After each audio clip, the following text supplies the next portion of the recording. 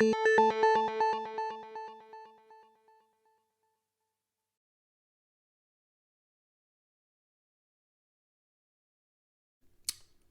everyone, welcome back to Chart School.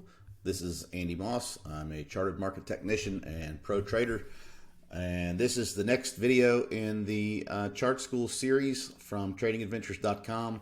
We are going to look at how to craft a chart, what indicators to add, how to use them, how to read the charts, and how they can help you in your trading process. So today we're going to be looking at the particulars of a candlestick chart. Before we do that, here is a quick position disclosure.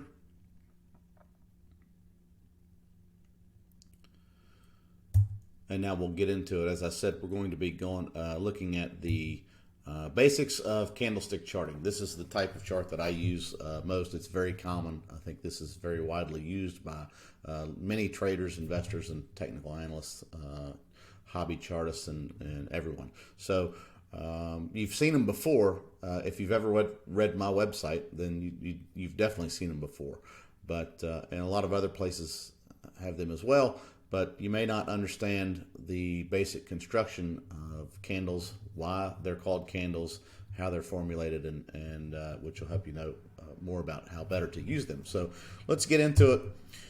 This is the from the Chart School, the original Chart School article. There's a lot going on here, and we're going to get to all of this eventually. But right now, we're going to forget all of this stuff and just focus on the candles.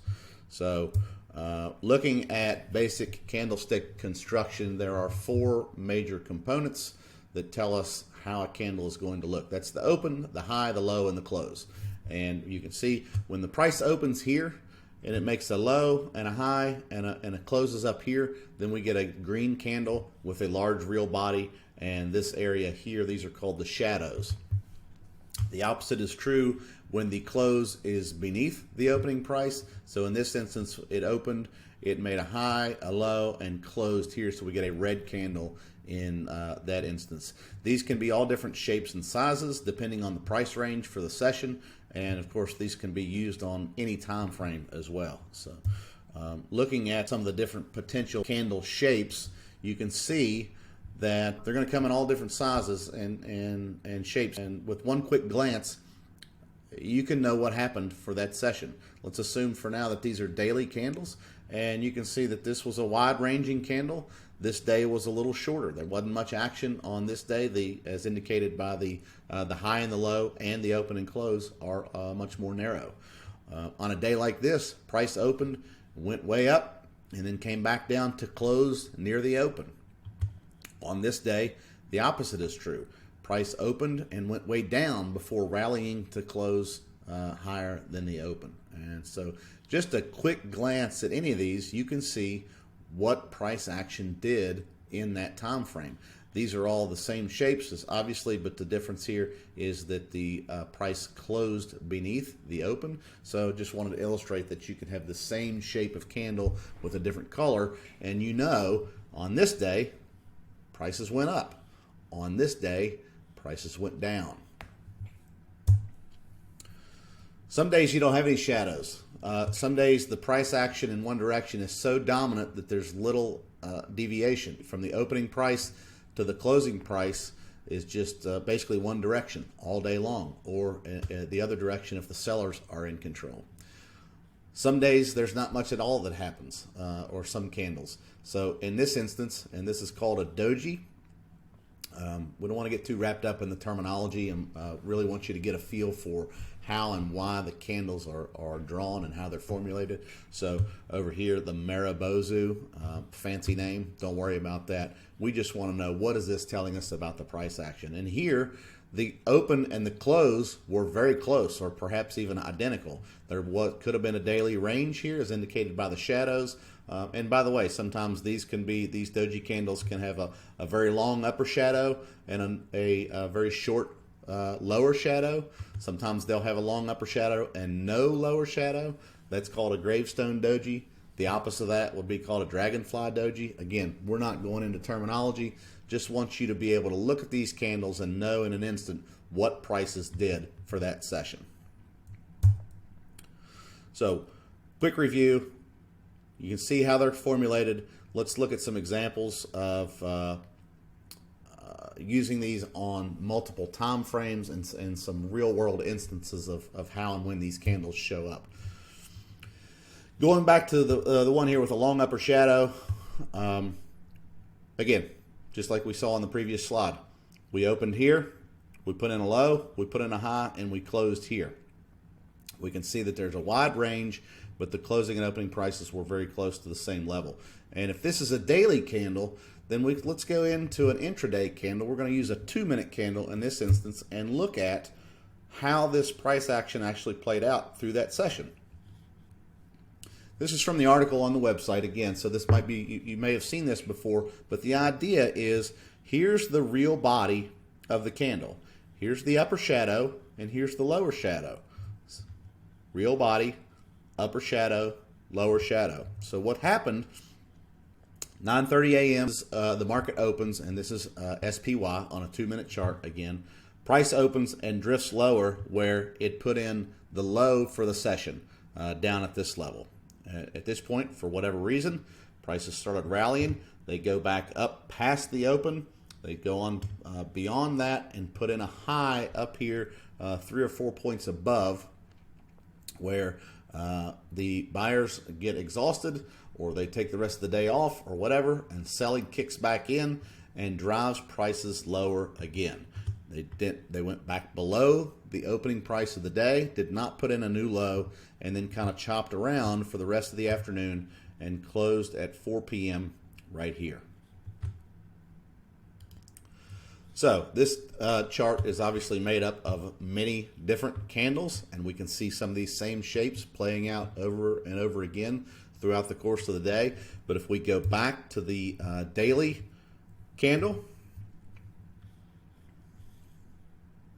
you can see here's how it looked, here's how it happened throughout the session. So zooming into the smaller time frame is like using a microscope. You've got the big picture here, and then you're going to zoom in and see, okay, let's look at what really happened under the surface. And you can do that for from a monthly candle. You go down to the weekly. From a weekly, you might go down to the daily. From a daily to an intraday chart, whether it's a 30-minute chart or a 5-minute chart or a 2-minute chart, all of that is going to get you one level further below the surface so you can really see the details of what happened. Now let's take a look at some basic patterns. One of the most common that you'll hear referred to is by me and others is a hammer. And you can see why it's called that. It resembles the shape of a hammer. Hammers are heavy. They're always down low. Over here, it's the same candle shape, but it's up high after prices have been rising. So that one's called a hanging man. So the good thing about this pattern is that you can see a price reversal as it's happening. When price is coming down, we've got 2 red candles here. The sellers are in control, and we get down here and you can see that, okay, the prices opened the session and they went low. The sellers were in control all the way down into here. Now, down in this area, for whatever reason, the sellers became exhausted and the buying took over and started sending prices back up. So the reversal happened. The close was higher than the open, resulting in the green hammer. And then the next day, the critical part of this pattern happened. When price opens here and then gets above this level, we say this pattern has been confirmed and the reversal is true, and then we can look to see how far does it continue. Important to note that just because a pattern is confirmed, it does not mean that that is the forever ultimate low and the price only goes up from here. We know that would be silly, but it does say that there is a reversal here, and now we can look to see how long can the buyers stay in control, how long can they continue to push the price higher, and wait and see until the next pattern shows up.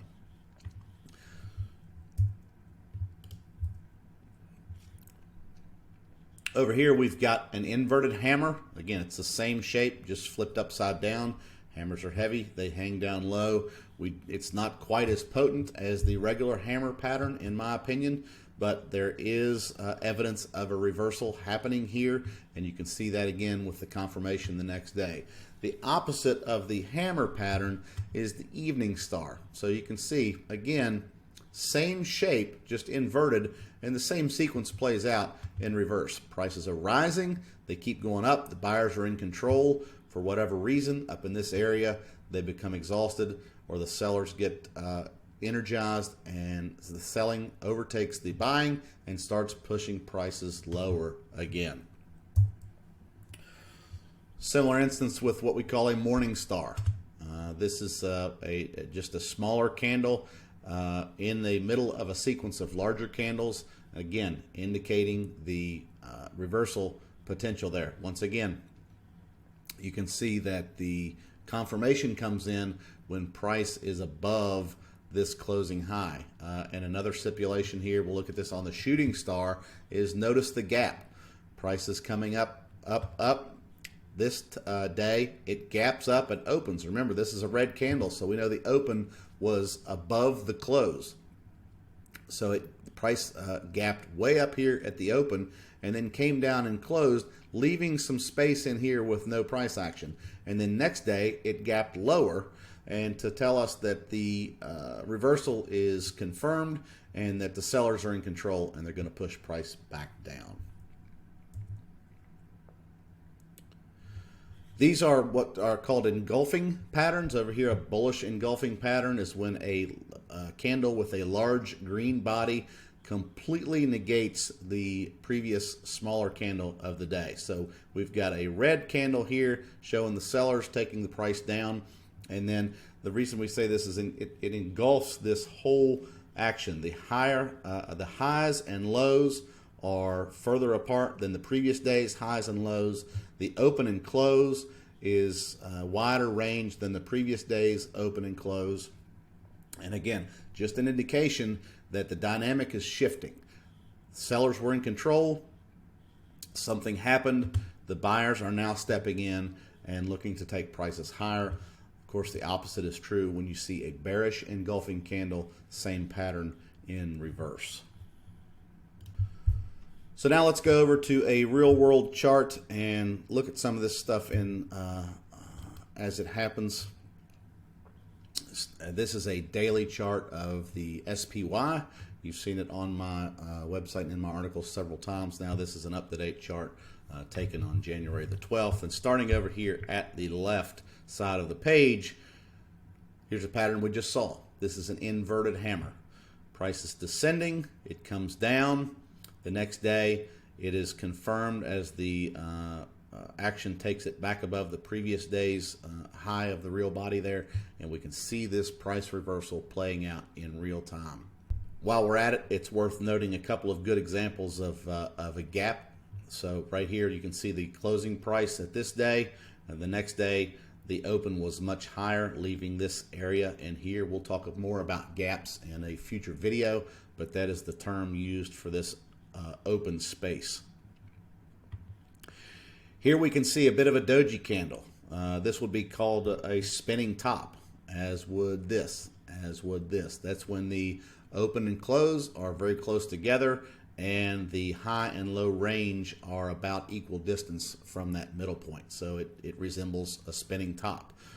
Over here, this would look like a gravestone doji that was mentioned earlier. You've got the open and close are both down here with a very long upper shadow. Moving on, you can see a bearish engulfing candle play out here. This big red candle totally engulfed the previous 2 or 3 days of buying action. And again, that's we would call that a day to take notice. The price went up, couldn't stay there, and the sellers came in with force all day long, sending the close out near the low prices of the day. And you can see that that is, that they made a statement. Something is changing. The sellers are getting excited, and that was confirmed. It took a few days, but when you see that the next 3 days of action couldn't really move beyond this high here, and then once you had this gap, you know that, okay, this selling is real. This seller's being for business, and we got to be on the lookout for prices to move lower. Nothing tells the future, but it just gives you an idea of what the higher probability outcome may be, and we could know in this case that we want to be on the lookout for lower prices. Over here, there's a big green Maribozu. You can see the buying action was very dominant all day, opening low, solid green candle all the way up to the close, going out near the highs of the day. Several gaps on through here. You can see these. This is a gap and go formation. Again, that's something we'll cover in maybe in a future video. Another instance of that here. Several doji candles and some as a bearish engulfing candle. So this is a good example of a failed pattern. Here we've got prices ascending gradually. Then here's a big bearish engulfing candle that may say, hey, we need to be on the lookout for lower prices tomorrow. But the next day didn't really make a statement. There was no follow through, and then the day after that, the buyers were back taking prices above this high of this candle here, and you can tell that that is a failed pattern. So failed patterns are information too. Not every pattern is going to work all the time. When it does, that's something to take note of. When it doesn't, that is also something to take note of. Up here we can see an evening star or perhaps a shooting star pattern. Again, pretty textbook example. Price is coming up. We've got this action here. This doji, important thing to mention that I didn't bring up before. If you think about what is going on with these doji candles and these spinning tops, they're representing indecision. The buyers didn't win. The sellers didn't win. Prices basically went nowhere for the day, right? There was a high and a low, a bit of a range, but at the end of the day, they closed about where they opened. It's indecision. Nobody can win the contest, so we don't really know what's coming. When that happens at the end of, well, we don't know it's the end. When that happens in the context of a directional move, then it can say, hey, maybe the buyers are running out of steam here. It happened here, and it didn't turn out to matter. Prices kept on going up. It happened here, and once again, we don't know what's coming next, but we know that maybe buyers are running out of steam, and we need to be on the lookout for a reversal. That's why the pattern confirmation is important. The next day, you see the open and the low of the day and the close, and the sellers are out. They're driving prices lower, and so this pattern is confirmed, and not knowing what's coming next, we want to be on the lookout for lower prices. So that's the basics of a candlestick chart. I hope this gives you some better information to work with when you view these on my site. Look at your own charts. Keep these things in mind. Think about where is the high, the low, the open, and the close. What does this candle mean? What does this particular series of candles mean? And you'll know now that you look at them and you can say this is every individual candle gives you a concise picture of the price action. At one glance, you know what happened for that particular candle. They're good on any time frame. I encourage you to look at monthly, weekly, daily, and intraday charts. Study them together. See how a series of candles looks and functions inside of a bigger time frame candle, and notice whether they're red and green. Is the open higher than the close? Is the close higher than the open? All of that is information to tell you about the price action for that time frame.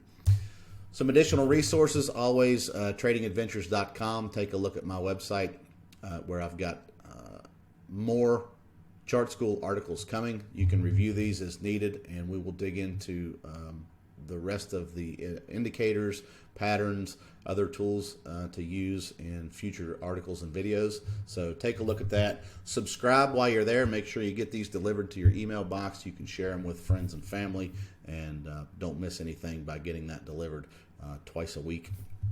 Also, take a look at, if you want to get really into the weeds about this, Japanese Candlestick Charting is a book by Steve Nissen.